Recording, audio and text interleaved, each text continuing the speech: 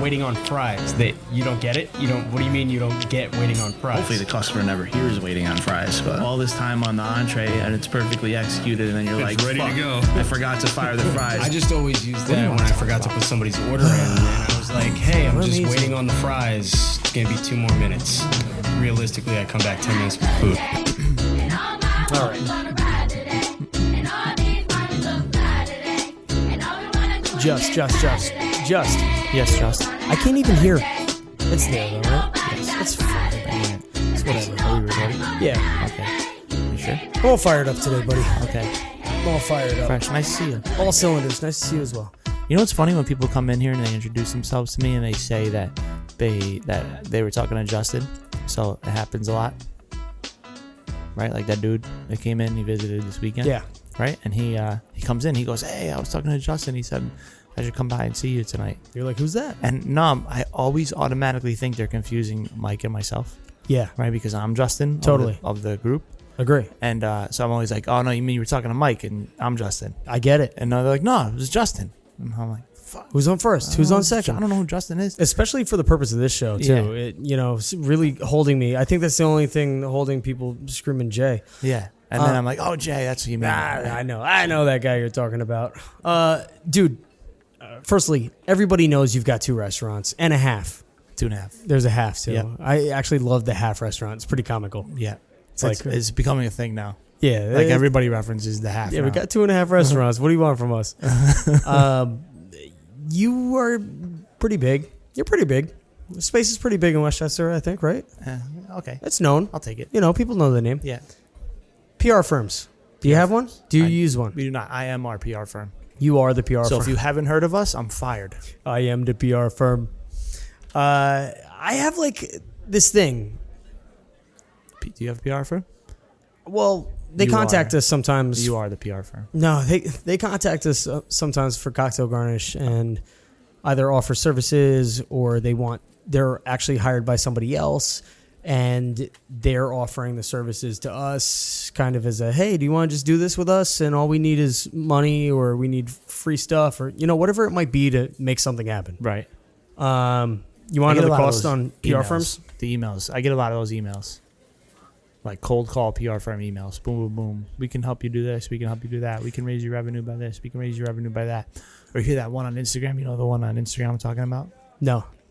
They don't call themselves a PR firm, but they're always like, we can get you 750 new customers in 3 months. And if we don't, it's a guarantee. We'll just keep working for free until we guarantee that promise. Or we fulfill you. In the meantime, they're just selling your data. I can't stand them. I'm not getting targeted for that. They know that you're a restaurant owner because of what you're actually looking at. I'm going to send it to you the next time. I can't stand them. Cool. I'm not going to throw them under the bus right now. No throwing buses. But I will say this. How much do you think it costs to have a PR agency? They probably have to put somebody onto the account, right? So someone has to work that account. That person probably has a couple of accounts. So you don't have to pay their whole salary per se, but you need to pay their salary. So maybe like a third or 25% of it. Plus the company has to also be profiting from their involvement. I don't know. 10, 15K? Yeah, it sounds about right. Somewhere in this wheelhouse, like quarterly though. Then. Okay, yeah, that sounds about right. It's expensive. It's an investment. So what if I paid you this money? Yeah. You have expectations. What do you want from me? Do you want to see the more foot traffic coming in the door? Are you asking what I want from a revenue goal or just a general? Just a general goal. So I think if you're going to hire a PR agency or a marketing firm, which is essentially probably similar, if not the same thing, you're going to have to kind of decide what your goal is from that before you get into it. Is it just generally, like I just said, 750 more guests in that quarter or a revenue-based goal? Or do you want to change your image, brand awareness, which doesn't necessarily always convert directly into sales immediately? So I guess that's a goal you have to identify. But it's one of those two things, right? You either want word of mouth where your brand, restaurant, or company, whatever you're doing, becomes conversational, which is key, right? You always want conversation. You want it to be in the conversational realm, right? With your brand. So you either want to do that or you're just going straight revenue. I want either of them. It makes sense, right? Right. Like any of it. I mean, one's benefits going to you. lead to the other. If you're brand conversational, if you're in the conversational level with your brand, it's going to lead to revenue. It's just probably not as direct. So you can come in and say, we need to increase revenue next quarter by X amount. Boom, and then you set a goal just for that, right? For short term base hits or doubles, right? Mm-hmm. Or short term home runs, I should say. Right? Or you can say, listen, we need a whole brand awareness thing. We want to be in the conversational space. We want to be the known figure in this brand. It's going to take a little longer to produce revenue goals, but in the long run, we're going to hit a bunch of singles and doubles. That's what I meant to do. Right? Sure, Because in baseball, the home run, sometimes we could say the home run's a rally killer, but you get the four. You got bases loaded, and you get a home run, you get a grand slam. You get those 4 runs, boom, right to the box score. But it's kind of like a rally killer. The next 3 batters come in, strike out, line out, whatever, right? But you get bases loaded, and then you just keep hitting base hits on that, right? You're turning the base runners in. So one scores, one's replaced. One scores, one replaced. You can maybe get 6 runs instead of 4. So are we want these runs happening? Is that a good analogy? And I could tell that you miss baseball already. Listen, a lot of the function that the PR agencies do have is how do we get the traffic in the door? How do we bring you more dollars as a result? Or sometimes also it's like, how do we get you visibility that's going to put you in position to gain awards or, something of that nature? And that's the conversational. So I think a lot of times it's the who piece of the PR agency too, because we're supposed to be making friends in all of the high places that make decisions.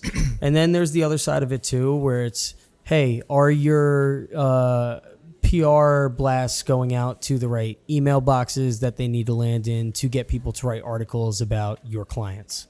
That's like one of the big functions too, because if you pay somebody just up here in Westchester, you want to see that your brand is showing up on the front page of local municipality papers, websites, maybe Thrillist. Like Thrillist, what do you call it? Like Thrillist local, blogs? The local version of Thrillist. Whatever the fuck it might be. What is Thrillist?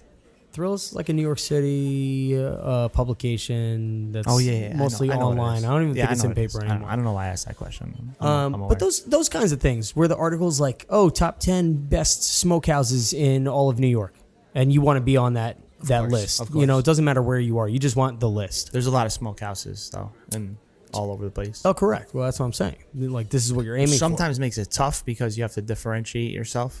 Like we're a smokehouse, tailgate grill. And maybe in hindsight, smokehouse wasn't the best main word to use since there's so many.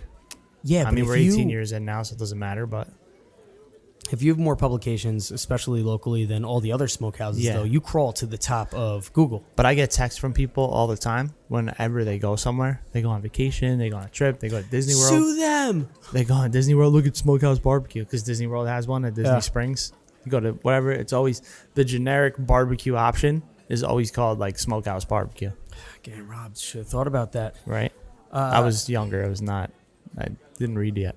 Well, no, I get it. So something happened, I guess, over the course of the last week, pretty much. And a lead up happened a month prior. I didn't really think anything of it. And as we approach closer to this scenario in time, we start hearing these words, New York Bartenders Week, floating around nonstop. Actually, it wasn't really floating around nonstop, but it was floating around for sure. And there was a lot of people involved in this New York Bartenders Week. And the way that it was pitched and the way that it looked really made it look like it was going to be like it was the state of New York with a bunch of different colors on it. And it was supposed to champion bartenders, and it was supposed to champion different New York-based spirits, in which you have a handful of them back here behind this bar because you've got a lot of whiskeys. Yes. And we would like to try to highlight New York produced. They're good things. Spirits. Yeah, it's good things. The things we do. So the other day I found out it was the last day of New York Bartenders Week. And wait, you found out about the whole New York Bartenders Week on the last day of the week? Well, that was like the reiteration of when I saw somebody post about it because they had a closing party or something. Okay, so you were aware of it before it started. Yeah, but we didn't really see anything of it then. Because a lot of times those events Well, go ahead. I can make that comment later. Oh no, I just Sometimes those events become aware to me or publicly aware after they're over, and that's usually like a fail. yes, and it happens all the time with a lot of different things. Right. It's not even just these events. It could be a movie. It could be a concert. You know, whatever it is. You're like, oh, when is that? Oh, it was last week. Totally. So it sucks. It seemed at first to me like Maybe next year. the intention of this was to do good and highlight a bunch of different bars and bartenders and local New York spirits. And as this thing kind of came to fruition, was unfolding, you didn't really hear anything about it. You didn't really see too much about it after an original push using some notable bartenders at the forefront of this, or bar owners at the forefront of this thing to really get it out there and help get the word out. It just seems like there wasn't really a plan on the back end for the execution, and it was executed a little bit maybe hastily or sloppily. And, you know, from what I wound up seeing was a lot of commentary coming in from everything was very last minute, had to do a lot of hustling. So it was disorganized ultimately. So who was the? Well, it was a PR company. Okay, there we go. It was a PR company. Tie it in. Yep. That's why we started with that. That's it. Sorry, yes, forgot. Listen, it's been a long 24 hours, man. Yeah. Long 24 hours. You ain't lying. But I was looking at this and I said, well, who stands to benefit from this? I mean, look at events being thrown. Westchester Burger, I think, is, I guess, the most relevant to Burger Bash. Yeah. Burger Bash. Burger Bash, Best of Westchester, at least in the hyper-local market. Those And things, they have a PR firm that runs those events as well. they generate money. Yeah, They do. right. It costs maybe to be in it. For the magazine. Totally. Yeah. I mean, I think I saw somewhere 2 years ago a whole post about how doing expos makes a lot of money. For the company For doing the whoever's expo? hosting it, yeah. Yeah. So, you know, the first thing And I like saw... event spaces like to do them because they can fill gaps in their schedule, right? Correct. So like, oh, this is gonna be, we don't have a lot going on. Let's throw something here or whatever. Yeah. And with this, then the second thing you do is you look at who's involved. You're like, well, let's look at who signed up for this, because you want to warrant the authenticity of it. Mm-hmm. And, oh, well, if this well-known bar is part of it, then I should be part of it too. Yeah. That's usually the idea that happens. That's And a common sales tactic. It is. And if we look back, there was a competition hosted by an agave company about a year ago, maybe 2 years ago even. And originally... By an agave company. By an agave company. That's interesting. What agave company? And they used the direct same way to do this. Okay. And they invited a bunch of bartenders in top well-known spaces at first. And then they opened up to the rest of the world once they had those leaders in place to say, look, because you could use they're them doing this. as and that would entice Get on board. everybody. Yep. Why would you not be I want to be this? part of it. Yeah. I want it. So That's how they looking- do when they come in. They sell a spirit or a beer, right? When they come in, they'll talk about it. They'll say, "Oh," and sometimes It's negative. I feel like it's a miss, especially if a beer guy, if one of the beer reps comes in, and you know they come in quite frequently, and usually they know what they're talking about, and they come in and they say, "Oh, we got this new beer, whatever." So and so down the street, he just took it in. He's doing well. This guy took it in over there, doing well. And they name like 4 or 5 bars and restaurants within like a 1 mile radius of me, and they're all pouring it. I'm like, okay, well, like, So I should be different. yeah, like I don't need to pour it too. Then, like, Yeah. we're going the other way, I get it. So unless it's a real heavy hitter. So when they launched this event, they posted to the Instagram page about it. I'm sorry, I'm going to cut you off for a second. You know what Please. else they always say that drives me nuts with beers? They always say it's one of those, like, everybody just brought it in, they're crushing it, and then the follow-up one, because we're barbecue and we sell barbecue, like, goes great with barbecue. I hate that line. I'm like, it's fucking beer. Yeah. Of course it goes with barbecue. Yeah. Like, you think your beer is like the one for barbecue? Yeah. Like literally. Can you point out 4 beers behind my bar that don't go well with barbecue? Like, do they not? Like, I don't understand. So when they did this post, they wound up posting 7 slides, I think is what it was. It took all 7 slides to show how many other bars were part of this event. And it was almost like getting lost in the shuffle kind of what is this? I made a post on Instagram yesterday and instantly was getting lit up with people saying, I have no idea what this is. I'm at the party. I don't know what this is. this is a money grab. A lot of like negative connotation, I don't not know so what it much was until positive. we're talking about it right now. But and I think sometimes it's a little bit harder for things to trickle upstream too because the networks aren't necessarily the same. But with everybody coming out and just so openly just discussing like the negative side of this, I was trying to look at like what was the positives to this and how did this actually even unroll or unfold? Because when you've got 70 bars or 60 bars that are part of something and nobody knows what it is, that's a problem. The identity is lost. Yeah, I agree. So I think if you have that many bars, then you have to kind of lose the who's in it and more feature this is what we're doing, right? sure. Because we do that, like you said, the Burger Bash, there's like 32 restaurants in it. And they do kind of list the restaurants, but they've stopped making the list of restaurants the feature point. It's more like when you go to the page, on the bottom of the page, they'll show you, here's the restaurants that will be here. But they're not sitting there going, Smokehouse, Southern Table, blah, blah, blah, you know what I mean? And the first couple times that they did it was like that, but there were less restaurants.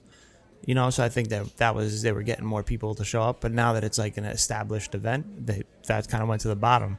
But they have more quality restaurants included in it. But it's also less of a selling point because the event has become more. Does that make sense? Yeah. A lot of times when somebody's trying to get something going, you have to use the bigger name to get the involvement happening. Right. And exactly. It's the same with Fernet all the time. Every bar always thinks that Fernet is going to be its savior to boost a Monday night where it's typically slow. Let's do a party on Monday night. Let's do this. Let's do this. Let's do this. And sometimes it's just so transparent in like what the need is and what the want is. It's not we're doing it because it's cool. It's we want to do it because we think it's going to bring us traffic. Yeah. And a lot of times everyone just sniffs that out and they see right through it. I've gotten away from trying to bring. This is not relevant. It's kind of related, right? But we've gotten away from trying to bring more traffic to the slower nights and spend more time flexing on the bigger nights. Does that make sense? Yeah. Because like you said, I feel like for the most part, if you're going to go out on a Tuesday night or a Monday night, you're going to go out on a Tuesday night or a Monday night. No one's sitting at home going, I would go out tonight if someone did something special for me. You know? Yeah. Like, yeah. Generally, that's not, you might get a couple in there, but it's like the same kind of effect with Groupon. Remember when Groupon was a thing? You know, and you get Groupon shoppers, but they don't come back for real things. They just keep going for Groupons. You know? Correct. And that was half the pitch was that people are going to come back because they're going to try your thing. And then they're not going to come on a Friday. They're Monday night deal shoppers. Those are deal shoppers. Right. Yeah, so exactly. That's why we stop and we're just like, let's just do as much as we can on Friday and Saturday and Sunday. So what Sorry. No, Tangent. we're good. We've got all the time in the world. New York Bartenders. So New York Bartenders Week, first year something being done like this, completely, I think from like a news article or media standpoint, like I hate turning on the news and not hearing just like a perspective from the middle. Right. I think it's important to cover both sides of everything because there could be good intentions. There could be. You got to get the multi-view and just have all the channels. You need the multi-view. I did that for election night. That is correct. See, the multi-view. I did I had all 4 news channels, and then I put the volume on the BBC. There you go. Because I could listen to London covering the U.S. election. Yeah, way easier. All right, so New York Bartenders thing, PR firm is putting on this event. Yep.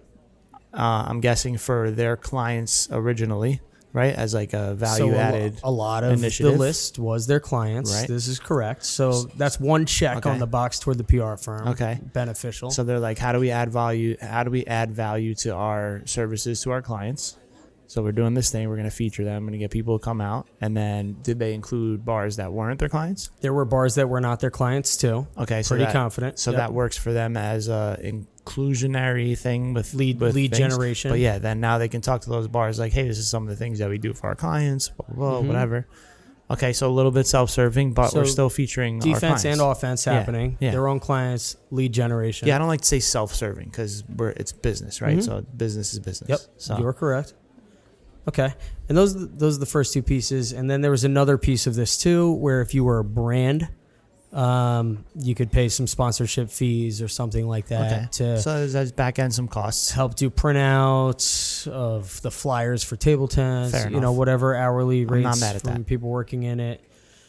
Okay, so that exists too. So where's the hate? Because I feel like the way we were talking about people reacting on social media and stuff, there's got to be some hating on the event here. Well, I think it's just a blatant transparency of when you call something a bartender's week and then do nothing for the bartenders, Okay. you've missed the mark. So out the poor gate. execution. So the execution wasn't actually on brand with what it was supposed to be representative of. In theory, even though nobody really knows what it was representative of. So it was a good idea, good brainchild. So maybe we could say off-brand. Off-brand, okay. You know? Got it. And using the staple of Bartender's Week. I do find that so often there's so many people that work in this world of bar or hospitality that don't have a clue about hospitality or the restaurant world. Oh, that's 100%. And it's weird to see it a lot of times because as people that are at the front lines of all of this, we expect everybody to act hospitable in everything that they do as well. Yeah, but is it really that surprising? No, it's honestly Because it's not. I think you have to be in it for a while to understand what we're doing, and you know, like new people, what's the word I'm looking for? Like the new generation. The new generation, or just like rookies, right? Rookies to the hospitality industry. I don't think everybody gets in. When you're 19, 20, whatever, and you start working at a restaurant or bar, do you really go work there because you're saying, you know what, I want to provide a hospitable atmosphere and experience the guests? Or do you say, this is probably, I've heard this is a good way to generate some cash? Yeah, it's Right. the later. And that's the split, right? Because like you said, we've been in it for a while and we've evolved for our intentions where we're in it for the hospitality. Like that's what we want to do. We want to provide an experience. We see the long-term value in that, et cetera, et cetera. We've matured a little bit, you know, with a little bit to a lot of, but depending who you are. And that's where you see it. But so that's why you get that split where like half the people aren't in it for that. Half the people are just in it for the cash. Correct. And here's the money grab side, or the con side is that it seems a little bit more of a money grab because if you're charging people to be a part of this, especially the brands, but then you're not actually executing on delivering the value to the brands that are part of it, then what are we doing? We're just giving away money again. Correct. For no reasons in particular. I think that's the hard part. And I think that if this does happen again in a future year and it tries to get a second execution going on, I think it'll be hard to get some brands involved that maybe saw no value of it whatsoever. I think that there will be another side, though, that they will really have to execute against this and fix all of the holes of what people were saying on the negative side. Sounds like maybe they should have started smaller We're in a big city. and say, yeah, but you could have spread it out, right? It's a big city, but you could make it small, right? Ambition, baby. You can make it small and you can spread it out and say like, you know, you can cut it off into sections, right? You could say we're going to highlight this bar in, the LES. We're going to highlight this bar in Brooklyn. We're going to highlight this bar in Queens. We're going to highlight this bar wherever, you know, Anywhere. pick a spot. Pick like 8, you know, and just do that and execute the shit out of it, right? And then when you come out next year, as long as you did execute, be like, hey, this worked really well. We want to expand about it. You know, we want to add a couple more bars. And you kind of like cut your teeth on a less massive undertaking, you know? It's the same as like how we re-rolled out this show a little bit where we said, let's take it a little bit easier. Let's not have 27 cameras going at once, involving new things that we haven't done previously here. And then let's see if we can execute that correctly we can gotta build it up. move on. Execution is key. I agree with you. And, you know, I know we were also talking, and this is a whole side component from talking about PR agencies. Do they hold value? Yes. Can they get you in front of websites and pages? Yes. Can they get you more visibility in places where maybe you weren't savvy enough to get them yourself? Yes. By no means am I against agencies. I think that it's just really important that when we are taking from this industry that we need to give back to it as well, because people see things transparently very frequently and often. And that's the result of I haven't even opened up the text in my phone. There's like 23 messages in there. And to be honest, for the company itself, if they were treating this event as a lead generator for their clients and failed on the execution, I assume that's it's a sales pitch, right? the whole thing is a sales pitch. Yeah. So if you're going to the Disguised as an expo. yeah, fine. The bars and restaurants that weren't your clients, and you go to them now next week and you say, hey, that's something we do for our clients. We're trying to add, X, Y, Z, throughout the year, at a smaller scale. And they're like, well, it wasn't really well done, so that you basically squash your feedback. You basically squash your own sales opportunities, right? Like, Yeah. So that's why I said it's probably better to start small and just have a couple of invites, Yeah. and do it right? Do the execution right. Just as much as I wanted to talk to you a little bit more about all of this, I think it's a good idea though. I got I have to go. Okay. Is that all right? Yeah, I was just gonna say I thought the idea of the thing was good. Yeah, we're gonna work on the executions, I think, and look at maybe where things could roll out. We're botching this exit right now. No, it's perfect. I told you I got things to do today. It's very important. I got to be on the go. Things to do, places to see. Thank you.